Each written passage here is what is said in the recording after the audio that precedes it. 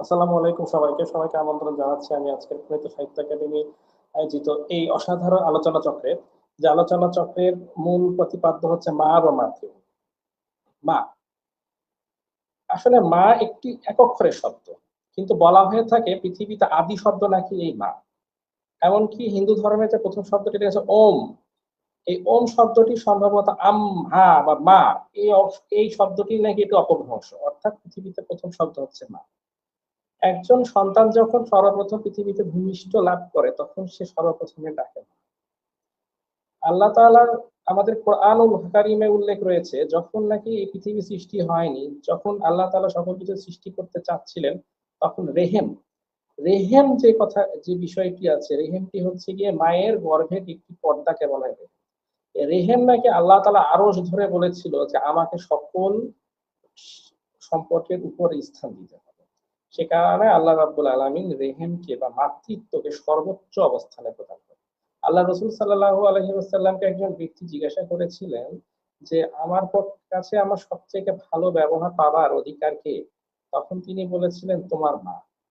তারপরের বার তিনি যখন তাকে জিজ্ঞাসা করলেন, তখনও তিনি বললেন, "তোমার মা।" তারপরের বার তিনি যখন জিজ্ঞাসা করলেন, তখনও বললেন, "তোমার মা।" এবং তারপরে তিনি যখন জিজ্ঞাসা করলেন, তখন বললেন, "তোমার বাবা।" অর্থাৎ মায়ের যে মর্যাদা সেটি পিতার তুলনায় ৩ গুণ এই পৃথিবীতে। আমাদের যে সর্বপ্রধান শুধুমাত্র যে আমরা যে ইসলাম ধর্ম গ্রহণ করেছি দ্বাদশ শতকের দিকে বা দ্বাদশ শতকের পূর্বে সাহাবাদের সময়কাল থেকে ইসলাম এখানে প্রচলিত আছে। এখানে কথা হচ্ছে সেখানে যে মাধ্যমে যে আমরা শুধু মাতৃ দিবস বা মা দিবস নামক কোন রচনা পঠিত করেছেন, তাহলে সেই পঠনের মধ্যে তার একটি শ্লোক উল্লেখ করেছেন, "জননী জন্মশ্চতি সর্বদাপি গরীয়সী।"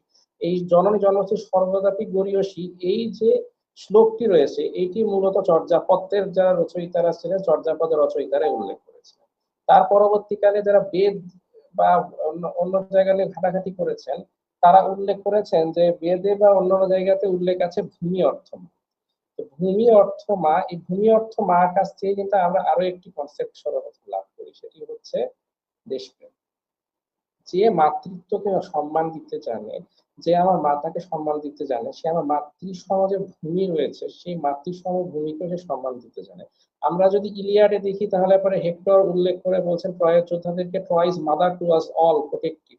ট্রয় হচ্ছে আমাদের মা, তাকে রক্ষা করো।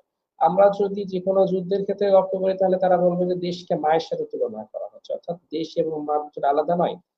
একজন সন্তান জন্মদান করেন হচ্ছে গিয়ে নিজের গর্ভ থেকে। আর আরেকজন সেই ভূমির উপর সন্তানকে লালন করেন। অর্থাৎ দুটিই মা।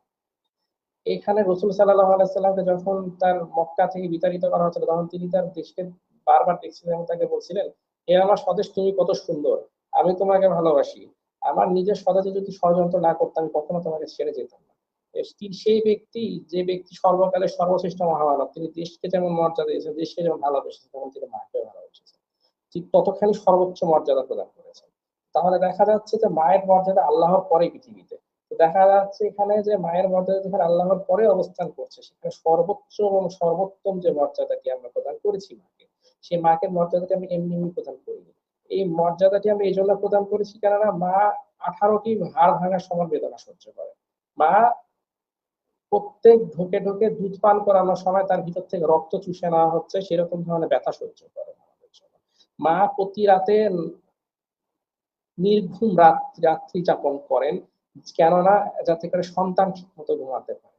আমাদের পক্ষে সেই ব্যথাকে সেই অনুভব করাটি অত্যন্ত কঠিন ব্যাপার। হয়তো নারীরা পারবে, পুরুষ হয়ে এই ব্যথা অসম্ভব সেটিকে অনুভব করতে পারা। সেজন্য আমরা শুধুমাত্র যেটি করতে পারি সেটা হচ্ছে মাতৃভূমির সুরক্ষা। মাতৃভূমি বা আমাদের যে মাতৃভূমির যে অবস্থানটি রয়েছে, সেই অবস্থানের আমরা সেই প্রাচীন যুগ থেকে যদি উল্লেখ করি তাহলে পরে দেখব যে মাতৃভূমিকে রক্ষার উদ্দেশ্যে আমরা সহস্র পংক্তি রচনা করেছি।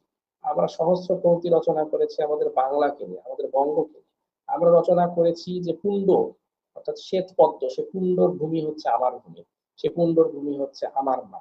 আমার মা হচ্ছে পুণ্ড, আমার মা হচ্ছে বরেন্দ্র ভূমি।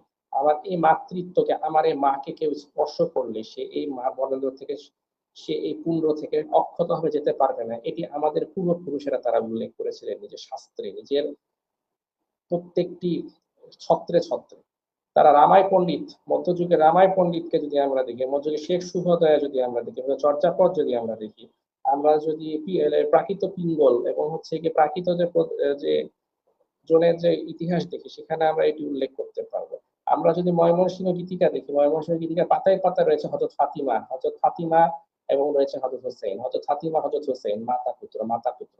তারা প্রত্যেকেই মাতা পুত্রের যে বিষয়টি এখানে উল্লেখ করেছে, সে মাতা পুত্রের বিষয়টির মাধ্যমে সর্বাধিক যে বিষয়টিকে প্রাধান্য প্রদান করেছে, সেটি হচ্ছে সেই সময়কার সেই ভূমি। এই ভূমিকে কর্ষণ করার জন্য যে তারা পৃথিবীতে এসেছেন, লাঙ্গল গরু চাষ করার জন্য যে আদমকে আল্লাহ পৃথিবীতে পাঠিয়েছে, সেটি তারা বলেছেন। এই ভূমি হচ্ছে তাদের কাছে মা, এবং এই ভূমি হচ্ছে তাদের কাছে মাতৃভূমি। তা এই মাতৃভূমি আর মা, এই দুটি আলাদা কোনো কিছু নেই। একটি বাঁচলে অপরটি বাঁচবে, একটি না থাকলে অপরটি থাকবে না। তাই আমরা যদি একে অপরের সাথে মাতৃভূমিকে যেমন বাঁচাতে চেষ্টা করতে হবে, তেমন আমাদের মাদেরকে দিতে হবে এটা সর্বোচ্চ মর্যাদা। যদি আমরা নিজের মাকে সর্বোচ্চ মর্যাদা না দিতে পারি, তো না আমরা নিজের মাতৃভূমিকে মর্যাদা দিতে সক্ষম হবো, না আমরা মর্যাদা দিতে সক্ষম হবো ভবিষ্যৎ প্রজন্মদেরকে। কেননা মার মাধ্যমে ভবিষ্যৎ প্রজন্ম আসে, মাতৃভূমির মাধ্যমে ভবিষ্যৎ প্রজন্ম সহ লালিত পালিত করে। তো ধন্যবাদ।